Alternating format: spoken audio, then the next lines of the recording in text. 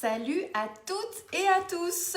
Je vous retrouve en direct comme chaque jeudi midi dans le bureau des Wowo. Et alors vous ne les voyez pas mais elles sont en face de moi. C'est ma super équipe avec Colline, Letty et Alexandra qui sont là et on se prépare pour le Facebook Live.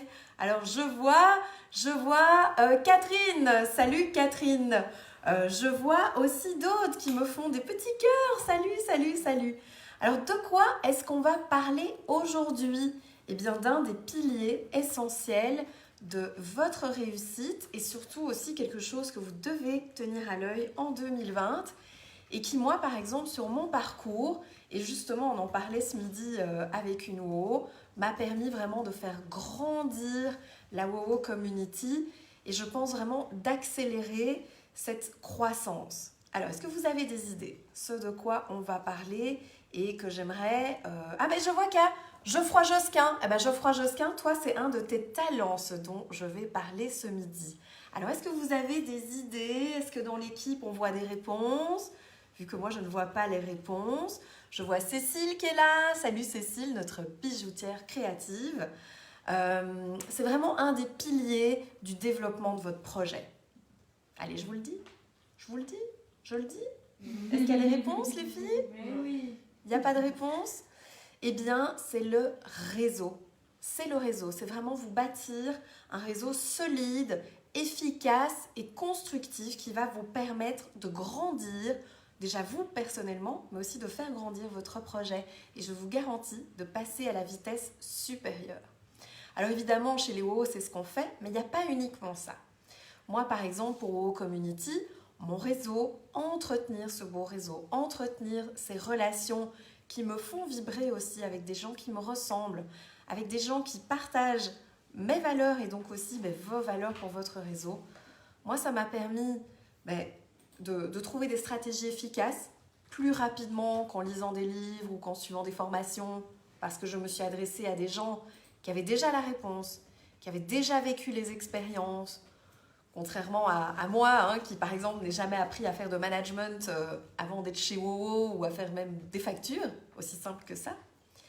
Aussi parce que ça me permet de mettre des oratrices et orateurs de qualité sur scène chez WoW Community, ce qui n'est pas négligeable parce qu'en fait les gens dans vos events, ils viennent pour la qualité de l'événement, pour rencontrer justement ces gens qui sont sur scène. Et aussi pour avoir un groupe de mentors, vous savez ce que c'est l'intelligence collective. Il y a toujours plus dans 10 têtes que dans une ou que dans deux, dans plusieurs expériences, plusieurs domaines différents. Par exemple, j'ai des mentors dans le domaine IT, j'ai des mentors dans le domaine de la finance, comme par exemple Pierre Herman, salut Pierre, dans le domaine du marketing, comme par exemple Nathalie Hermanis, qui fait du marketing depuis toujours et qui est CMO chez AG Insurance. Et donc, ce sont des beaux profils comme ça que j'admire, qui me font grandir et font du coup grandir aussi mon projet. Alors vous savez peut-être ce que disaient Tony Robbins et Napoleon Hill. Alors là pour l'occasion ce sont deux hommes, mais c'est pas grave les femmes, on va se rattraper, on va aussi donner des conseils de la même trempe. Eh bien ces deux grands coachs disaient que vous êtes la somme des 5 personnes que vous côtoyez le plus.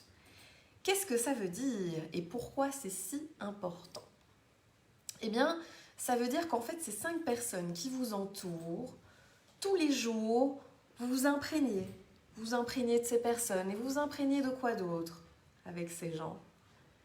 Eh bien, cet entourage, s'il est plutôt positif, plutôt porteur, eh bien, il va vous porter, il va vous monter, il va vous apprendre des choses. Et s'il est plutôt en mode tirage vers le bas, eh bien, il va plutôt vous descendre, il va plutôt vous tirer vers le bas, vous amener vers la moins bonne version de vous-même. Pourquoi? Et si vous avez des réponses, mettez-les-moi ici en bas. Eh bien, pourquoi? Parce que tout d'abord, ces gens vont dans des endroits peut-être qui vous ressemblent ou qui ne vous ressemblent pas. Et les endroits sont extrêmement importants. Parce que ce sont des vibrations, ce sont aussi d'autres gens dans ces endroits qui vous entourent.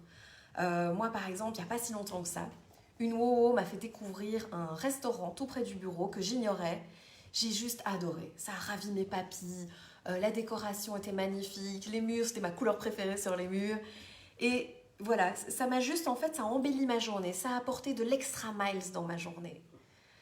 Et aussi parce que ces gens viennent avec des croyances. Viennent avec des croyances, parfois positives, parfois négatives. Je vais vous donner des exemples très contrastés. C'est fait exprès comme ça, vous vous rendez bien compte du contraste. Si par exemple vous lancez votre projet en 2020 ou que vous voulez vraiment passer au cap supérieur, et imaginons dans vos 5 personnes, il n'y a que des gens qui ont raté leur projet, qui sont déçus de la vie, qui ont des dettes, qui sont au CPS, que sais-je, je vous ai dit, j'exagère. Et bien évidemment, vous allez avoir des croyances autour de vous qui vont être « ne fais pas ça, tu vas te planter », en Belgique, c'est trop compliqué de porter un projet, il y a trop de taxes, vaut mieux aller au CPS, il vaut mieux être au chômage et il vaut mieux rester dans ton petit coin tranquille et ne pas lancer ou développer ton projet. Mais tu es folle de vouloir faire ça, qu'est-ce qui te prend? Tandis que si vous êtes dans ce milieu très positif et très porteur, dans ce réseau très porteur, et bien là par contre, vous aurez des gens qui vont vous dire « c'est bien ce que tu fais, continue, et tu sais, moi, à ce moment-là, j'ai fait ci, ça, et ça m'a mené au next level, ça m'a mené au cap d'après, et ça m'a permis de grandir. » Aussi, ils vont vous dire, oui, c'est possible, attends, tu fais quoi pour le moment? C'est quoi ton projet? C'est quoi ton modèle de vente? C'est quoi ton modèle d'achat? Ah peut-être que tu peux l'améliorer, peut-être que tu peux faire ci, ça, comme ci. Et ces gens vont dire, écoute, t'as fait une erreur, mais l'erreur, c'est le tremplin vers la réussite. Et ça, ce sont des croyances extrêmement porteuses pour vous et pour votre projet. Il y a quelque chose que je voudrais vous partager aussi, c'est que le 9 janvier prochain, restez dans le pipe, restez dans le flow de WoWo, restez dans l'agenda. Je vous ferai une super surprise par rapport à votre réseau. Je vous communiquerai vraiment ce qui a permis de pouvoir, pour moi, développer mon réseau, mais aussi ce que j'ai appris de mes propres mentors. Et ce que je voulais aussi vous partager dans ce Facebook Live, c'est que, en fait, quand vous êtes bien entouré, vous décidez d'être growth-minded. Donc, growth comme la croissance, comme l'amélioration en anglais, croissance c'est growth. Donc, growth-minded, ce sont des gens qui se remettent en question, qui voient l'erreur comme une opportunité d'apprentissage, qui veulent se développer, qui pensent que apprendre, c'est la vie en fait. C'est comme ça qu'on s'améliore, en se disant, tiens, comment je pourrais faire mieux demain? Aujourd'hui, j'ai fait de mon mieux, je peux peut-être encore m'améliorer. Ah, ben je vois Laure Outmans qui me met youpi. Ben oui, youpi. Une surprise arrive en janvier, youpi. Et franchement, vous n'allez pas être déçus parce que ça va être du high level. Je vous dévoile déjà un nom, Olivier Juprel. Vous connaissez Olivier Juprel? Ça va être de la bombe, vous allez voir. Je regrette de ne pas être membre en fait. C'est dans les moments comme ça que je regrette de ne pas être membre. Donc continuons sur notre growth minded, qui avance, qui se perfectionne, qui tient dans la durée, qui construit des murs, qui transporte des pierres pour déplacer une montagne, contrairement à ce fixed minded.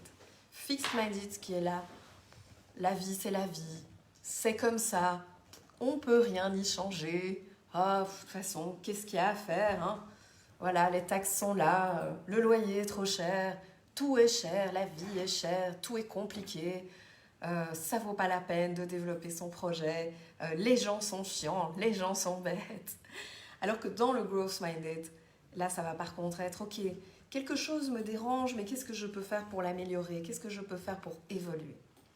Maintenant, regardez les 5 personnes de votre entourage, les 5 personnes que vous côtoyez le plus. Est-ce qu'elles sont plutôt growth minded ou plutôt fixed minded? Alors ce que je vous conseille, c'est vraiment de les écrire sur une feuille de papier pour les matérialiser, pour les conscientiser. Et c'est un exercice que je fais chaque année afin de voir aussi ce qui bouge, ce qui s'améliore. Vous pouvez vous dire, tiens, cette personne, cette femme, cet homme, je l'admire, j'ai envie de le rajouter dans ma liste des 5. J'ai envie de m'imprégner de son énergie, j'ai envie de m'imprégner de ses croyances. Et conscientiser en fait votre environnement pour pouvoir le faire évoluer à votre image, à celle et à celui que vous voulez vraiment être et que vous êtes en fait vraiment au fond de vous et donc que vous allez développer en 2020. Je vous dis rendez-vous pour le 9 janvier, vous inquiétez pas. D'ici là, je serai encore là jeudi prochain et tous les jeudis vers entre midi et 12h30 et je vous embrasse très fort.